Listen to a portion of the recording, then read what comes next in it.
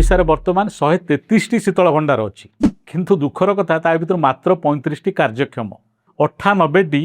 वर्तमान अचल होगी पड़ी आ जो 35टी कार्यक्षम अच्छी ता भर मात्र 2टी हूँ सरकारी बीजेपी सरकार कही ओडिशा रे जो 58टी सब डिविजन रही प्रत्येक सब डिविजन रे शीतल भंडार निर्माण कर किंतु 22 मास मध्य मात्र 9 जन को शीतल भंडार प्रतिष्ठा अनुमति मिली माने 9 जन को जदि 22 मास लगिला ताला 58टी शीतल भंडार निर्माण होगापाई केते वर्ष लगे आपण टिके मैथमेटिकली हिसाब करंतु।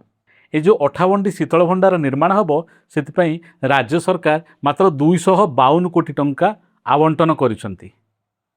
आपण माने इनपुट सहायता राशि देवाई से चाषी को 7,700 कोटी टंका वर्ष को बांटी दौरान सुभद्रा योजन वर्ष 10,200 कोटी टंका बांटी दौरान चाषी मानू